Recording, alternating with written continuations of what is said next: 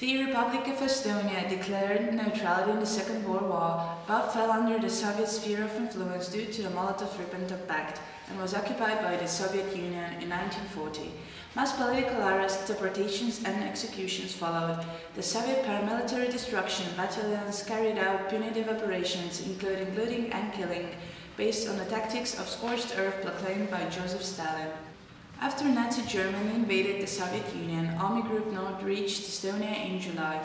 Initially, the Germans were perceived by most Estonians as liberators from the USSR and its repressions, having arrived only a week after the first mass deportations from the Baltics.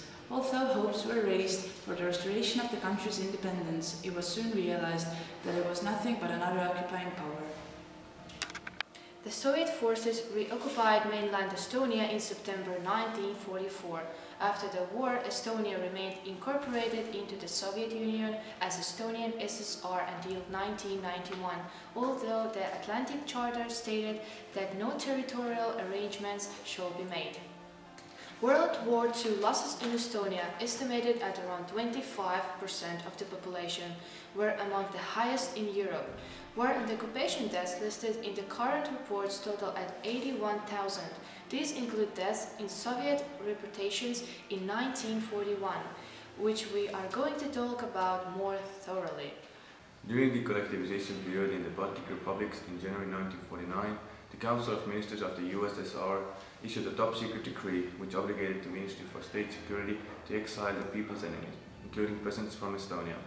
In the early morning of March 25th, a major operation Priboi, called Great Deportation by Baltic Estonians, began.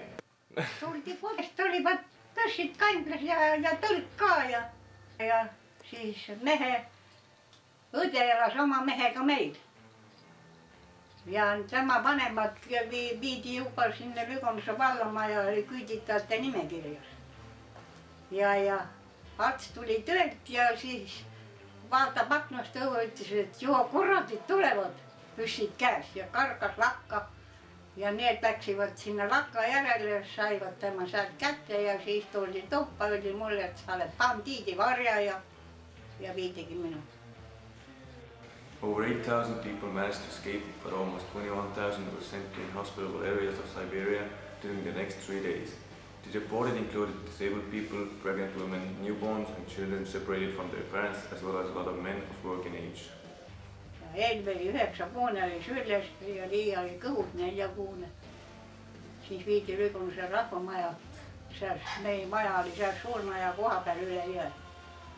Ja sealt siis 2 kilomeetri maad tassisin, siis lastis sülles. Rahvamaja säilivad siis kõik juba kokku tassitud, nii et küüditad, mida küüditati ja meie naabrid ka.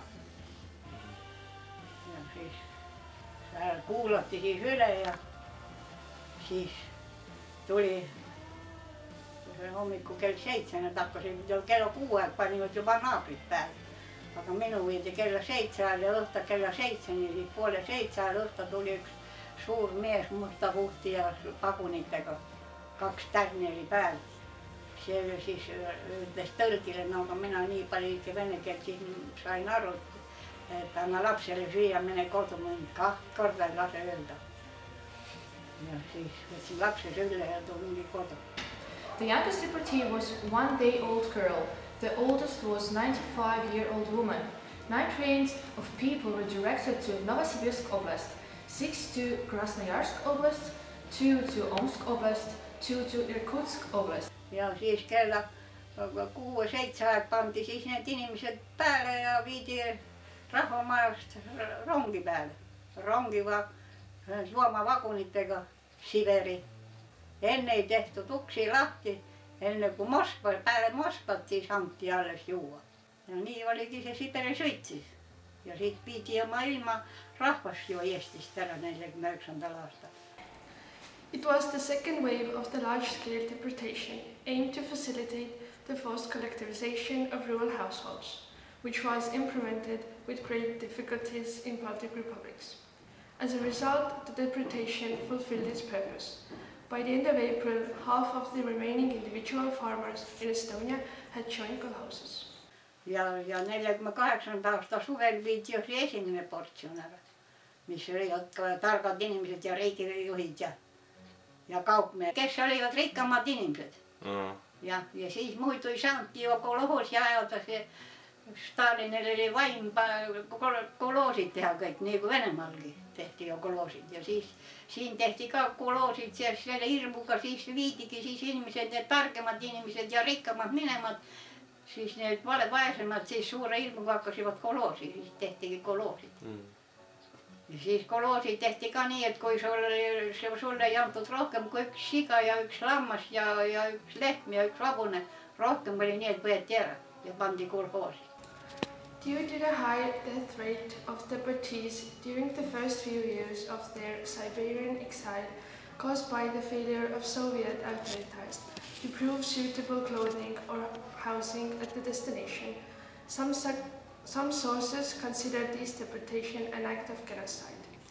Based on the Martin Clause and the principles of the Nuremberg Charter, the European Court of Human Rights has held that the March deportation constituted a crime against humanity.